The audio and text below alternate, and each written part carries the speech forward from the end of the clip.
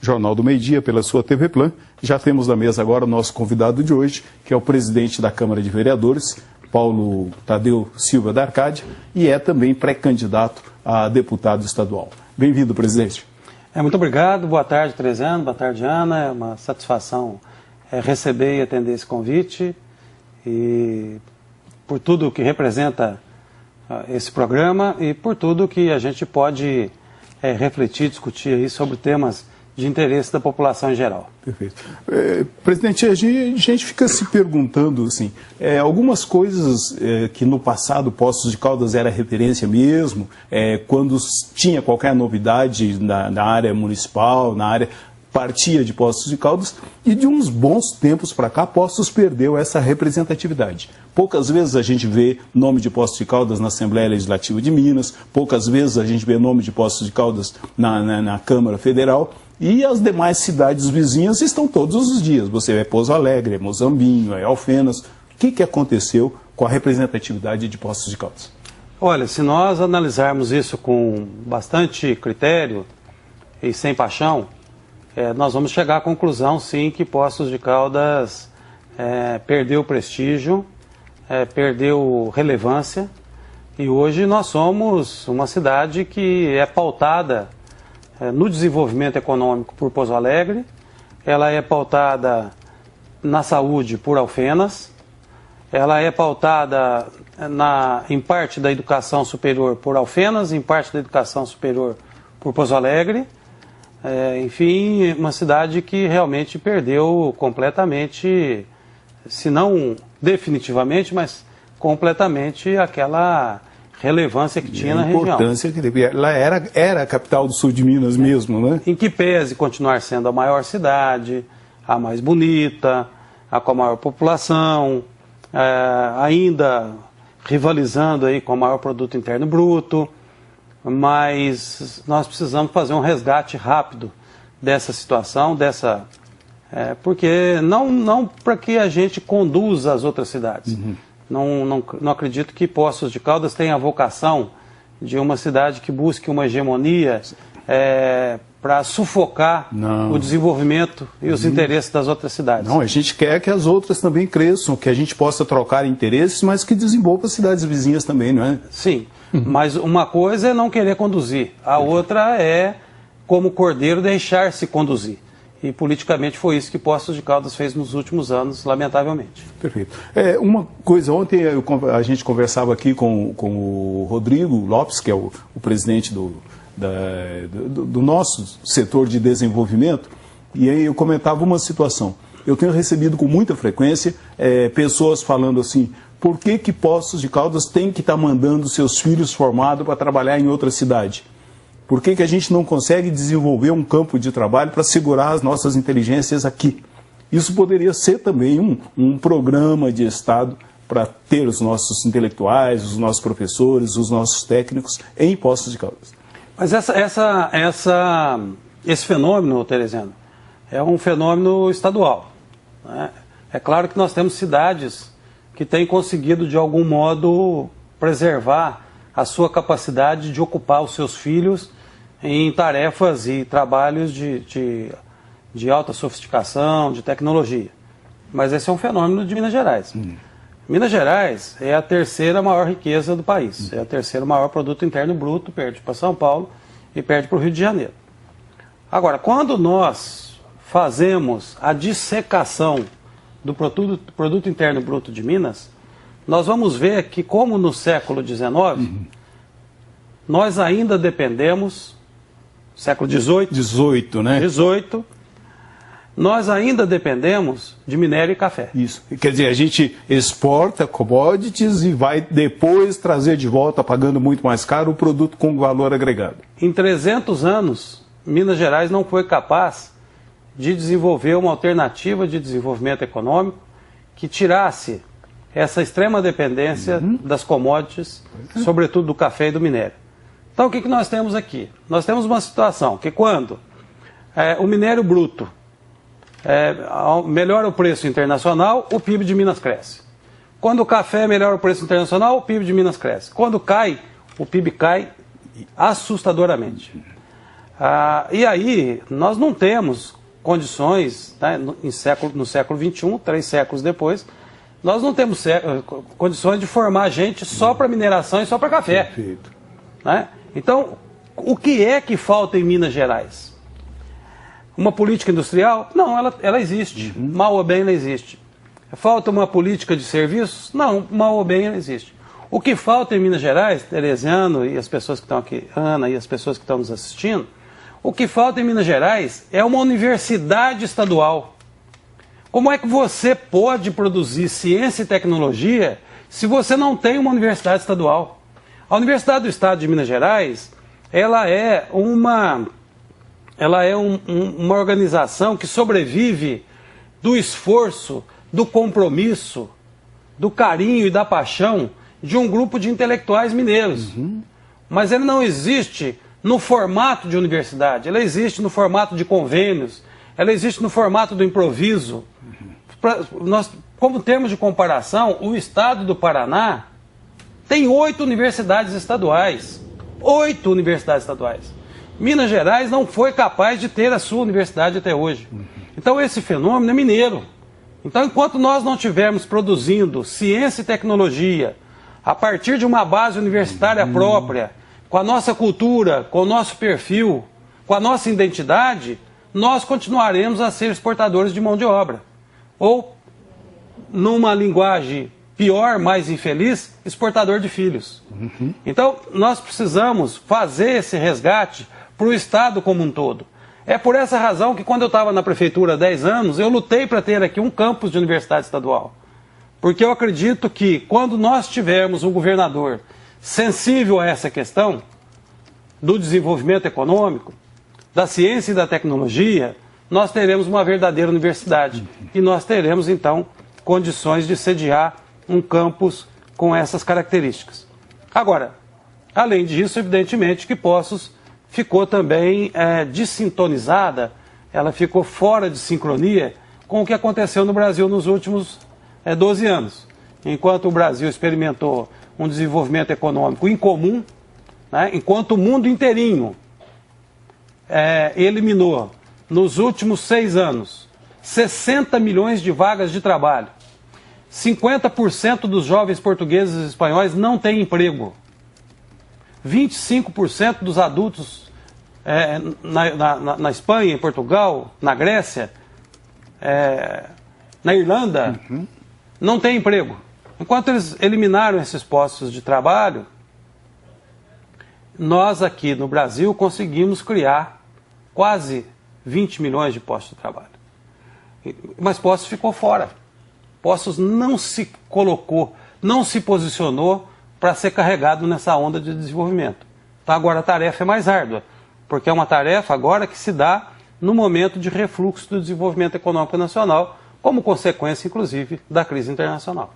Só voltando ainda na questão universidade, eu acho que é importante a gente deixar registrado que, apesar da gente não ter conseguido ter uma estrutura para o Estado, a nossa UFMG é uma universidade respeitada, é uma faculdade respeitada, mesmo conseguindo produzir poucos técnicos, poucos pesquisadores, mas são de qualidade. Não tem dúvida. As universidades federais que nós temos em Minas Gerais são universidades da mais alta qualidade. Se nós pensarmos aqui a Universidade de Itajubá ou a Universidade de Alfenas, nós estamos trabalhando, Universidade de Labras com Viçosa, alta tecnologia. A Universidade de Uberlândia, que eu sou um dos responsáveis pela criação da Universidade de Uberlândia, como estudante, né, naquela época, lutando pela transformação das unidades numa universidade. Se nós pensarmos são universidades de mais alto nível. O que eu estou dizendo é o seguinte, é que como elas têm uma referência federal, elas têm autonomia e uma referência federal, elas não estão articuladas com um projeto de desenvolvimento de ciência e tecnologia de Minas. Do Estado. Elas estão articuladas com projetos de ciência, de desenvolvimento, ciência e tecnologia da União. Nós precisamos ter uma universidade própria que possa se posicionar dentro das estratégias de desenvolvimento do Estado de Minas Gerais. E aí é fundamental uma universidade estadual.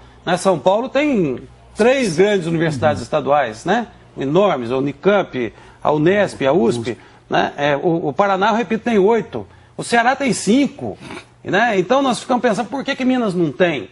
Então, para a nossa estratégia, para a estratégia do Estado, nós precisamos ter uma universidade estadual. Né? Isso não é, repito, não é nenhuma avaliação negativa das universidades federais que se localizam no Estado de Minas. Pelo contrário.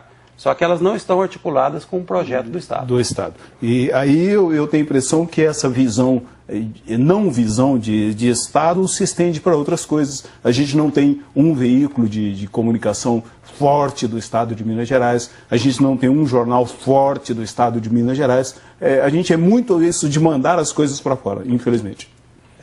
De certo modo, é um Estado a reboque. Que deveria ser o mais importante Estado do país, das riquezas todas que comandaram, que decidiram as questões políticas todas, saíram de Minas Gerais. Se você tem alguma pergunta, alguma sugestão com relação ao assunto da mesa, o telefone é o 37291147, ou você pode fazê-lo também através da internet, né? Você está com os e-mails abertos, com redes sociais abertas, né? Já estamos todos aqui a postos para passar a sua sugestão. E falando já em universidade, já temos uma participação sobre esse assunto, é a participação do Tiago. Ele disse que concorda, sim, com o assunto da mesa, que tem que ter a Universidade de Minas Gerais, mas, na opinião dele, as pessoas vão para fora também, porque em Minas os salários são menores do que dos outros estados, e em Poços de Caldas, especificamente, na opinião dele, o custo de vida não é dos mais baratos. E a renda per capita é baixa, sim. A renda per capita até não é tão baixa. O que nós temos aqui é uma diferença de extremos sociais bastante grande. Média salarial. Para uma cidade do nosso porte. Nós temos uma diferença bastante. A desigualdade. O índice de desigualdade de Poços é preocupante. O Tiago tem razão. Mas quando eu falo da questão universitária, Tiago, eu estou dizendo o seguinte, que uma universidade ela estaria articulada com um projeto de desenvolvimento do Estado para que a gente pudesse implementar empresas no Estado, empreendimentos que pudessem oferecer esse nível, esse padrão de emprego que o Estado de São Paulo, por exemplo, oferece, que o Rio de Janeiro oferece, que até Mato Grosso oferece hoje em dia. Então, Pernambuco oferece. Então, essa articulação é fundamental para que a gente tenha um novo desenho do nosso desenvolvimento. O que não dá é para ficar esperando o sobe e desce da Bolsa de Valores no café e no minério, porque isso não é política pública. Perfeito. Agora, presidente, uma curiosidade, eu recebo ainda pela internet outro dia alguém falando assim, fico muito triste quando vejo as pessoas falando da presidente da República, falando de que não aconteceu nada nos últimos 12 anos de mudanças sociais no Brasil, porque a gente aqui de fora está vendo essas transformações. Por que ainda se tem tanto esse ódio à presidente Dilma Rousseff? Olha, na verdade, quando nós analisamos que há cerca de um ano, para ser mais preciso, ela tinha uma aprovação de mais de 70%, nós podemos concluir que a população tem uma visão da presidenta diferente daquilo que nós percebemos hoje. Quer dizer, houve uma mudança significativa, especialmente a partir daqueles movimentos que foram, daqueles movimentos de junho, né, e que foram incorporados aos interesses das grandes corporações econômicas, financeiras e seus reflexos nos meios de comunicação. Perfeito. Olha só, eu tenho dito isso com muita frequência. Nesses últimos anos, 36 milhões de brasileiros saíram da miséria, deixaram de ser miseráveis. Nós temos 14% de pessoas nos Estados Unidos hoje que vivem com menos de $2 por dia, viu, gente? Olha a situação da crise lá, vamos comparar com o que nós estamos vivendo aqui.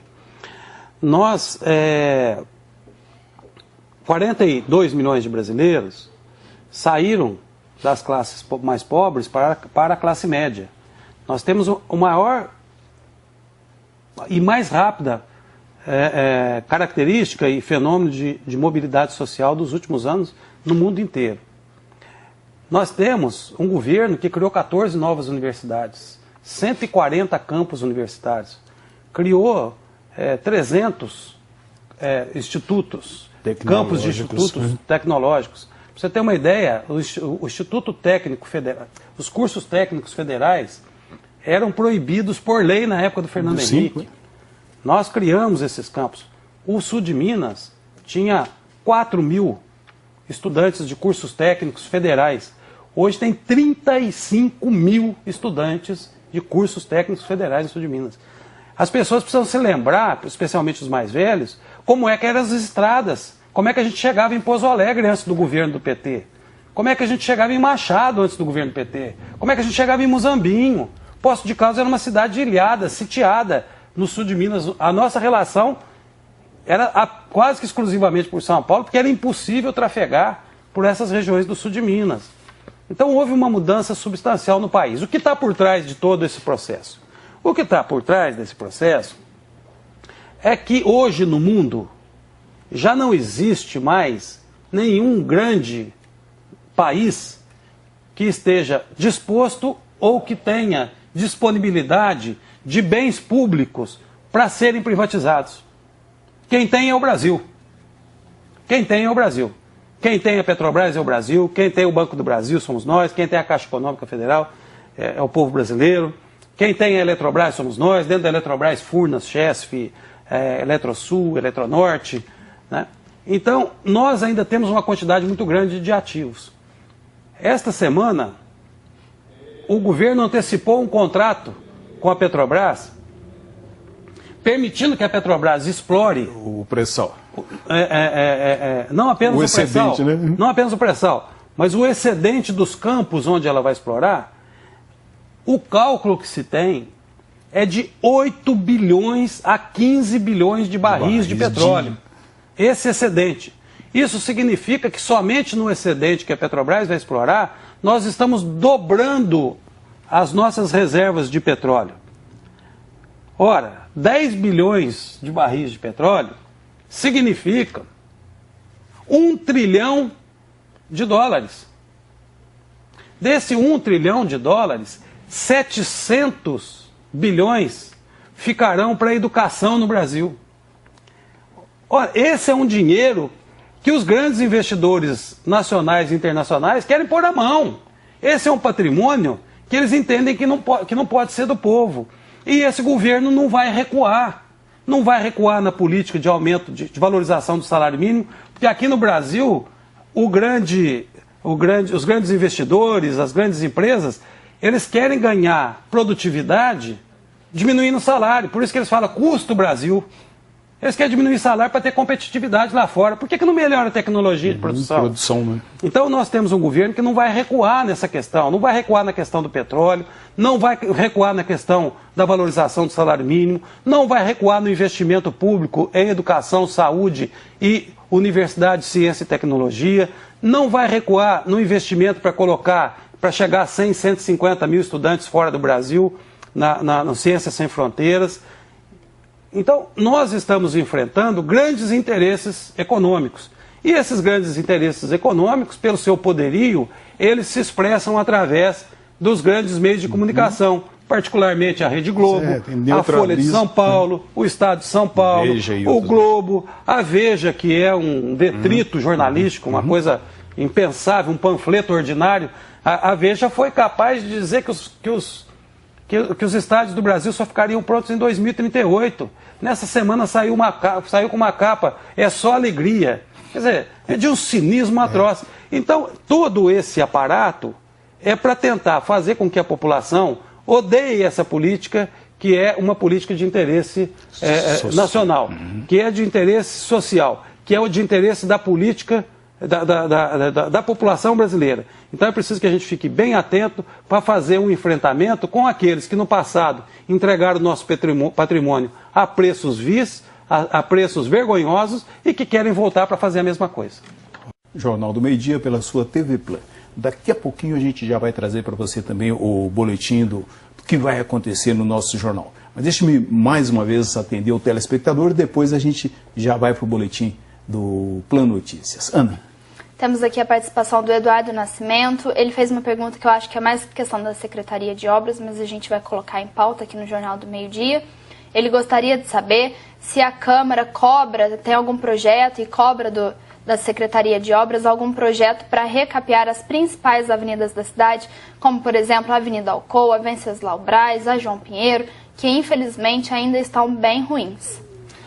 Lá na Câmara nós temos lá alguns vereadores que atuam permanentemente na cobrança de diversas questões que interessam a municipalidade. Os vereadores são muito atuantes, todos eles da situação, da oposição, eles são muito atuantes nessas cobranças. Inclusive nessa terça-feira mesmo nós tivemos uma cobrança sobre a questão da Avenida João Pinheiro. Então é frequente esse papel da Câmara e nós concordamos que algumas coisas precisam ser feitas, embora a gente compreenda também que o município ainda não respirou o suficiente para fazer investimentos, de fazer grandes investimentos. Então, a gente entende, mas a gente também concorda com a população de que algumas coisas têm que ser feitas, particularmente nessa questão das principais vias de Poços de Caldas que estão precisando de um tratamento mais adequado. Agora, presidente, a gente vem aí de dezenas de anos falando a mesma coisa. Se contrata uma empreiteira, ganha a licitação, faz um serviço safado, que é um troço que é para ter garantia de 5 anos, de 7 anos, dali a pouquinho está dando problema, e tem uma forma constitucional do próprio Legislativo também colocar um fiscal junto nessas obras? Não, o Legislativo não pode fazer isso. Mas eu entendo que a Prefeitura, algumas áreas ela tem que necessariamente terceirizar. É impossível que você possa ter fiscais ou na quantidade ou na múltipla competência de fiscalizar uma obra de construção, ao mesmo tempo entender de asfalto, entender de saneamento, de galeria pluvial, de desassoreamento. É impossível você conseguir isso. Então eu acho que essa é uma área que poderia ser estudada, especialmente junto ao CREA, que é uma instituição que representa a engenharia, diferentes áreas da engenharia, e buscar a fiscalização através de instituições como essa. Particularmente nessa questão do asfalto, a medida não é difícil, mas é preciso ser um especialista, né? Então, e isso acontece mesmo. Se nós imaginarmos o quanto de recapeamento que já teve a João Pinheiro, a Venceslau Braz e a Alcoa nos últimos 8 anos, nós vamos ver que praticamente o recapeamento anual e a situação continua a mesma. Então significa que a fiscalização precisa ser mais apurada. Mais apurada. Temos também aqui a participação da Jéssica, do bairro Santa Augusta. Ela disse que sempre vai à Câmara assistir às sessões e que fica triste porque não vê muita participação da população. Ela quer saber o que o Paulo pensa sobre isso e se a Câmara pretende fazer algo para atrair as pessoas a participarem das sessões da Câmara. Olha, Jéssica, eu quero confessar uma coisa para você aqui. Nós temos grandes diferenças lá dentro da Câmara, diferenças políticas, né? A gente tem visão diferente de outros partidos, de outras lideranças. Mas eu tenho que confessar para você que essa questão da participação é uma preocupação de todos os vereadores. A gente faz uma audiência pública, os vereadores reclamam, olha, o tema é tão importante, veio pouca gente, enfim. Essa é uma inquietação que os vereadores cultivam ali. Eu tive a oportunidade de fazer uma proposta de uma audiência pública para discutir a participação popular nas audiências públicas, e ela não foi bem sucedida, quer dizer, não houve participação nem nisso. Agora, o que nós estamos fazendo? A partir desta política nacional de participação social proposta pela presidenta Dilma, eu fiz aqui um anteprojeto de lei complementar e enviei ao prefeito para que o prefeito possa enviar à Câmara para ser discutido uma política municipal de participação social, em que a gente possa fazer dos conselhos existentes um fórum permanente de produção de políticas públicas. Esse fórum permanente não se confunde com a Câmara. Quem delibera, quem vota a lei, quem leva as últimas consequências à fiscalização são os vereadores, é a Câmara.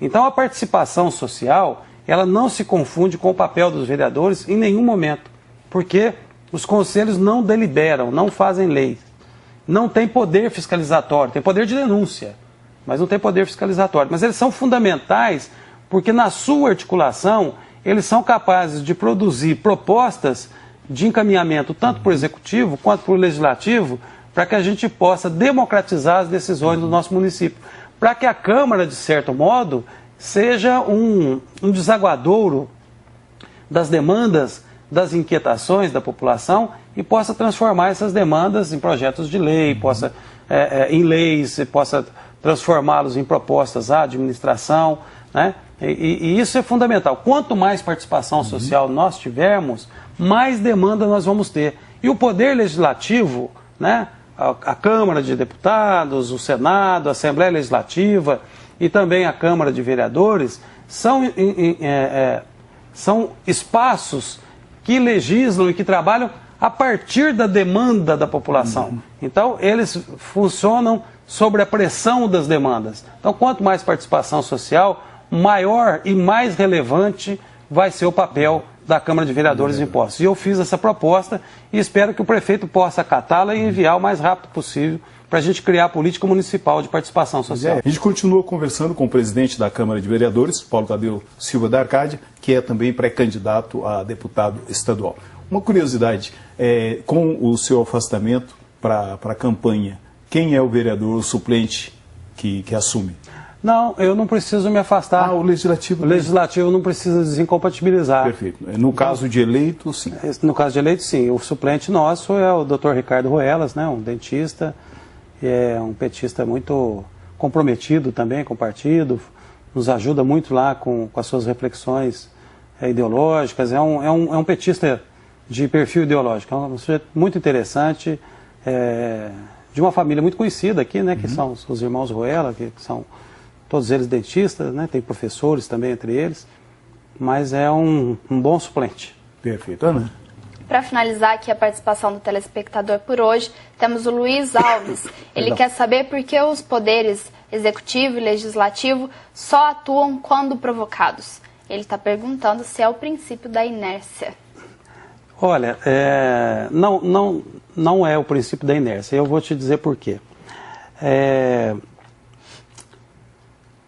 Existia, na visão de alguns filósofos, particularmente Rousseau, ele analisava a situação dos povos sem um contrato social como o estado de natureza, em que o homem vivia em guerra com o homem porque ele não tinha uma mediação legal, ele não tinha um contrato social que permitisse esse convívio na natureza. E o Rousseau, ele, ao identificar isso, ele está dizendo que a população, o povo, as pessoas que viviam em estado da natureza demandavam, provocavam. Provocavam o quê? A necessidade de um estado de direito. Eles provocavam a necessidade de um contrato social. O que é um contrato social? Os 10 mandamentos é um contrato social. Quando Moisés faz os 10 mandamentos, ele está dizendo que as pessoas, para conviverem, têm que ter aquele tipo de respeito àquelas 10 normas. Moisés fez isso por quê? Porque ele foi demandado, porque ele foi provocado. Ele foi provocado pela realidade que ele vivia ali. Tem um outro grande persa, o Hammurabi, que fez um código há 4.000 anos, em que ele previa todas as possibilidades de convivência entre as pessoas. Por que ele fez? Porque ele foi provocado. Havia necessidade de se estabelecer um contrato social para que o homem deixasse de viver em estado de natureza. Assim é até hoje. A escravidão acabou porque os escravos lutaram contra a escravidão. Nós temos 8 horas de trabalho, como 40 horas de trabalho semanais, porque o trabalhador lutou por seus direitos trabalhistas. As mulheres votam porque elas lutaram pelo voto. Tudo isso é demanda.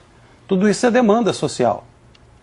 Então, há na sociedade, como dizia Marx, uma força dialética que faz com que o mundo avance. Isso não significa que o prefeito cruze os braços e o vereador cruze os braços e fique esperando a demanda. Porque há questões que são planejamento, que se antecipam às necessidades da população. O plano plurianual é uma antecipação das necessidades básicas, da atenção às necessidades básicas da população. A lei de diretrizes orçamentárias também é uma antecipação das necessidades que a população pode apresentar no ano seguinte.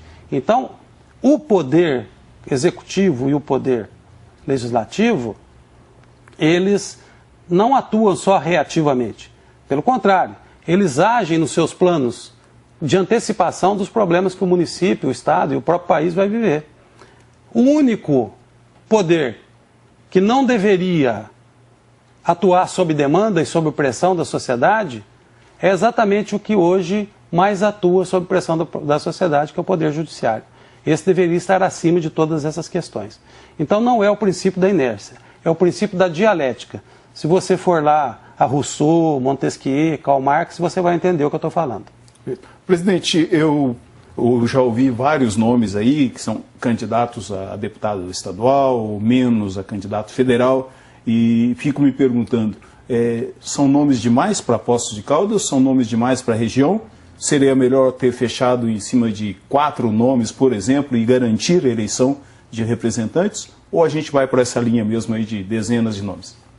Olha, enquanto nós não tivermos uma reforma política no Brasil, nós teremos aí sempre possibilidade de um número de candidatos maior do que seria razoável para a cidade garantir a sua representação.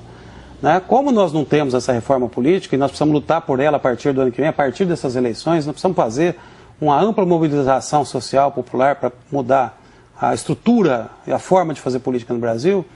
Enquanto nós não tivermos isso, nós vamos ter esse tipo de situação em que a representação de uma cidade e de uma região corre risco em função dos desejos legítimos das pessoas serem candidatas.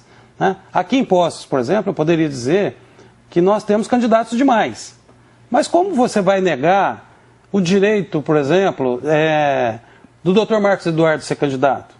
Uma pessoa que se dedica, né, aos doentes, que se dedica à área dele, que é a oncologia, ele tem muito a dizer e certamente teria muito o que fazer como deputado. Como é que você vai dizer para o Paulinho em Corominas deixar de ser candidato? Ele foi vereador, ele foi prefeito, ele tem o que dizer, ele tem o que defender, ele tem o que representar, ele tem consciência das suas possibilidades, do seu potencial, se ele se tornar deputado. Né? Como é que você pode dizer para Tereza Navarro não ser candidata? Ela tem uma tradição de família, em que uma cultura familiar de participação, então tem o que dizer. Né? Então o belo da democracia são essas possibilidades que de todas as pessoas que desejam ser candidatas, nesta realidade dura, que é o nosso modelo político, arcaico, ultrapassado, mas as pessoas que têm o direito e têm o desejo, elas conseguem se apresentar e nós precisamos respeitar isso muito. Agora, o que é fundamental nesse processo é que a população, entendendo o direito de diferentes candidaturas se apresentarem, ela possa escolher aquele que ela considera mais preparado. Que a população possa entender aquele que tem mais chances, aquele que pode de fato representar os interesses de uma maneira mais ampla, mais diversa, menos parcial, ou menos setorizada, ou menos sectária, para ir mais profundamente na análise. Então eu entendo que nós temos sim um número maior do que seria o adequado, mas nós temos o número que a democracia permite, e isso é a nossa grande riqueza. Respeitar todas essas postulações, mas ao mesmo tempo propor, né? Para a população que ela possa compreender que essas diferentes postulações são um desafio para a população escolher aquele que ela entende mais preparado, que tem maior experiência e que, sobretudo, poderá ter maior dedicação para defender os interesses da cidade e da região. Perfeito. E possam ajudar a enriquecer o debate. Presidente, obrigado pela visita mais uma vez. Eu não sei como é que vai ficar, dependendo do número de candidatos, a gente não vai conseguir travar debates, porque a legislação exige que estejam todos os candidatos, todos os direitos, mas de toda forma, se a gente conseguir articular um debate entre todos os candidatos, isso vai acontecer. Obrigado mais uma vez. Eu que agradeço, boa tarde, estarei à disposição para o debate, aliás, uma coisa que eu gosto de fazer, né? Foi um prazer estar aqui com você, Teresana, com você, Ana. Até uma próxima oportunidade e um grande abraço a todas as pessoas dessa nossa querida cidade e da nossa região. Perfeito. E esse pessoal que sempre cobra pouca participação popular na Câmara de Vereadores tem que participar também. Eu vejo sempre pessoas cobrando, mas que a gente não vê lá na Câmara de Vereadores.